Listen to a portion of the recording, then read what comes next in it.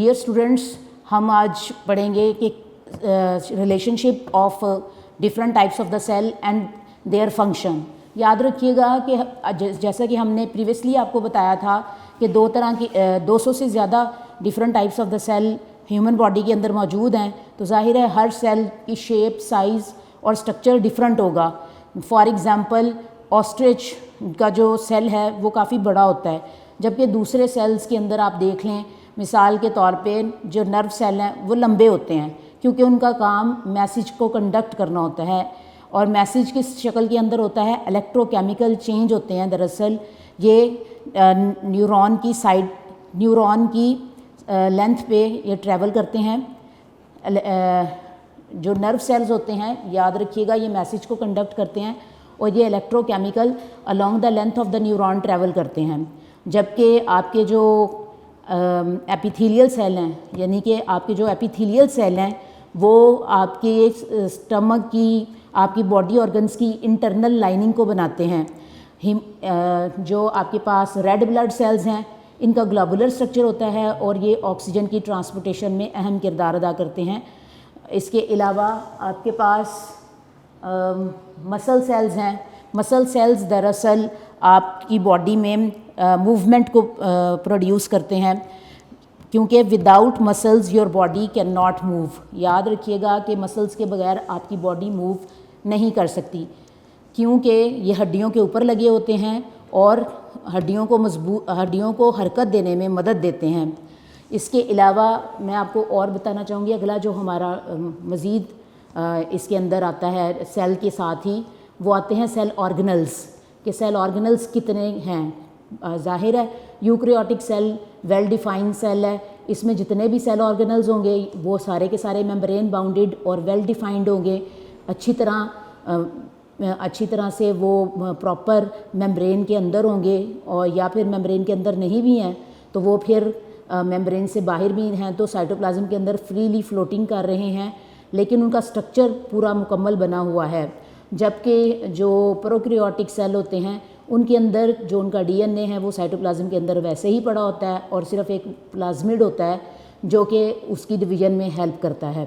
आप देखें कि सबसे पहला जो स्ट्रक्चर है वो हमारे पास न्यूक्लियस है। न्यूक्लियस बिल्कुल ऐसे ही है जैसे कि आपके स्कूल के अंदर आपका कैंपस हेड यानी कि प्रिंसिपल तमाम फंक्शन को कंट्रोल कर रहा होता है, और इसी तरह से न्यूक्लियस है। न्यूक्लियस सेल के अंदर होने वाले जितने भी फंक्शंस हैं उन सारों को कंट्रोल करने वाली जो एंटिटी है, जो स्ट्रक्चर है, वो न्यूक्लियस है। और इस न्यूक्लियस के अंदर होता क्या है, इस न्यूक्लियस के अंदर हेरिडिटरी मटीरियल होता है। हेरिडिटरी मटीरियल दरअसल डीएनए और हिस्टोन प्रोटीन से बना हुआ होता है। डीएनए वो मटीरियल है जो कि वालिदैन से औलाद में मुंतकिल होता है, यानी कि ये जो आपके हेयर कलर है, आपकी स्किन कलर है, आपकी हाइट है, ये सारे के सारे जो करैक्टरिस्टिक्स हैं ये आपको वालिदैन से मिले हैं। और किसके थ्रू मिले हैं, हिस्टोन प्रोटीन और डीएनए के ज़रिए से ये मिले हैं। फिर हमारे पास अगला जो है वो एंडोप्लाज्मिक रेटिकुलम है। याद रखिएगा एंडोप्लाज्मिक रेटिकुलम दरअसल ये सेल के अंदर, ये देखें, ये न्यूक्लियस है और ये क्या कहते हैं, ये आपके पास आ गया एंडोप्लाज्मिक, ये आपके पास आ गया एंडोप्लाज्मिक रेटिकुलम। ये एंडोप्लाज्मिक रेटिकुलम है, ये दरअसल आपके न्यूक्लियस से स्टार्ट होता है और आपकी सेल मेम्ब्रेन तक जाता है। इसका दो काम हैं, स्मूथ एंडोप्लाज्मिक रेटिकुलम डिटॉक्सिफिकेशन करता है और रफ एंडोप्लाज्मिक रेटिकुलम के ऊपर राइबोसोम्स मौजूद होते हैं, इसलिए ये प्रोटीन को सिंथेसाइज करता है। इसके बाद हमारे पास आ जाते हैं जी माइटोकॉन्ड्रिया। माइटोकॉन्ड्रिया को हम power house of the cell कहते हैं। Power house of the cell का मतलब ये है कि जितना भी फूड यानी ग्लूकोज इसके पास आया है ये उसको डिकम्पोज करेगा, इसको मतलब रेस्पिरेशन के ज़रिए से कन्वर्ट करेगा कार्बन डाइऑक्साइड गैस, वाटर और एनर्जी में, और वो energy body cells different functions के लिए यूज़ करेंगी। फिर हमारे पास आ जाता है क्लोरोप्लास्ट। क्लोरोप्लास्ट सिर्फ़ और सिर्फ प्लांट सेल्स के अंदर पाया जाता है। प्लांट सेल्स के अंदर याद रखिएगा कि इसकी वजह से ही खाना बनाने की सलाहियत यानी कि फोटोसिंथेसिस का अमल भी इसी क्लोरोप्लास्ट की वजह से होता है। ये क्लोरोप्लास्ट दरअसल कि कॉइन लाइक स्ट्रक्चर से मिलकर बना होता है। इसके अंदर कॉइन लाइक स्ट्रक्चर्स मौजूद होते हैं और इसके ये कॉइन लाइक स्ट्रक्चर से मिलकर बना हुआ होता है और इनके अंदर ग्रीन कलर का पिगमेंट होता है, यानी कि आपका जो क्लोरोप्लास्ट है वो कॉइन लाइक स्ट्रक्चर्स, यानी कि जिस तरह सिक्के एक दूसरे के ऊपर होते हैं उसी तरह से ये इसका स्ट्रक्चर होता है और इसके अंदर एक ख़ास किस्म का रंग होता है जिसे ग्रीन यानी कि सब्ज़ रंग कहते हैं। वो सनलाइट को फिक्स करता है, पानी लेता है ज़मीन से और कार्बन डाइऑक्साइड गैस हवा से लेता है और फिर सूरज की रोशनी और क्लोरोफिल की मौजूदगी में ग्लूकोज, ऑक्सीजन, वाटर वेपर्स बनते हैं। यानी कि ऑक्सीजन की मौजूदगी में दरअसल जो क्लोरोप्लास्ट होता है वो कॉइन लाइक स्ट्रक्चर्स होते हैं जिनके अंदर ग्रीन कलर का पिगमेंट होता है और ये सूरज की रोशनी में क्लोरोफिल की मौजूदगी में कार्बन डाइऑक्साइड गैस और वाटर के मिलाप से ग्लूकोज, ऑक्सीजन और वाटर वेपर्स बनाते हैं। फिर इसके बाद हमारे पास अगला आ जाता है राइबोसोम्स। राइबोसोम्स या तो एंडोप्लाज्मिक रेटिकुलम के साथ आपको लगे हुए मिलेंगे, प्रोटीन सिंथेसिस है इनका बेसिक फंक्शन, या फिर ये साइटोप्लाज्म के अंदर फ्रीली मूव कर रहे होंगे। इसके बाद हमारा सेल वॉल आता है। सेल वॉल दरअसल प्लांट सेल के अंदर ही पाई जाती है, ये बैक्टीरिया के अंदर भी सेल वॉल पाई जाती है, लेकिन उसकी कंपोजिशन, उसका जो स्ट्रक्चर है या उसके अंदर जो केमिकल पाया जाता है वो डिफरेंट होता है। सेल वॉल का काम बेसिकली सपोर्ट करने का है, सेल को सपोर्ट करने का काम है और ये प्लांट सेल के अंदर पाई जाती है। इसके बाद हमारे पास सेल मेम्ब्रेन है। सेल मेम्ब्रेन बेसिकली प्लांट और एनिमल बोथ के अंदर मौजूद होती है और इसका काम हो जाए कि कुछ मटेरियल को जाने दे और कुछ को ना जाने दे। इसके अलावा हमारे पास सैप वैक्यूल है। याद रखिएगा सैप वैक्यूल दरअसल बड़ा सा वैक्यूल है जो कि आपके प्लांट सेल के अंदर पाया जाता है और इसी की वजह से आपके जो घास है, इसी की वजह से जो आप घास है या पत्ते हैं वो आपको बिल्कुल ट्रजर्ड यानी कि आपको बड़े अकड़ी हुई हालत में मिलेंगे, स्टिफ हालत में मिलेंगे, क्योंकि इसके अंदर सैप यानी कि डिज़ोल्व्ड मिनरल्स इस वैक्यूल के अंदर होते हैं और इसकी मेम्ब्रेन अच्छी खासी स्टिफ हुई होती है। सुबह के वक्त तो आपको खिले खिले पौधे भी मिलते हैं, पत्ते भी मिलते हैं।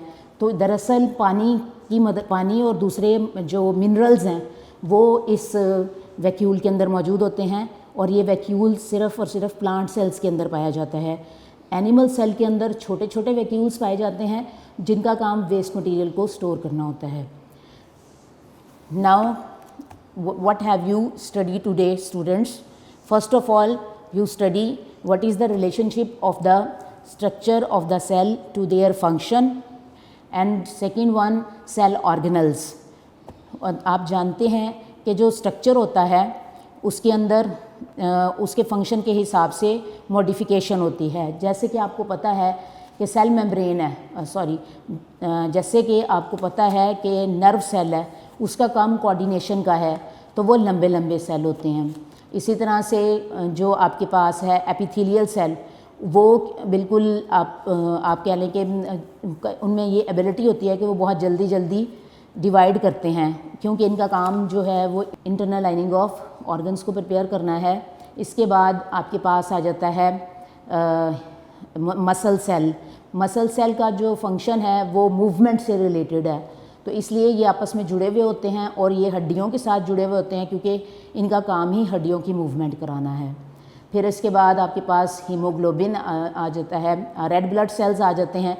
रेड ब्लड सेल्स के अंदर एक ख़ास किस्म की प्रोटीन मौजूद होती है।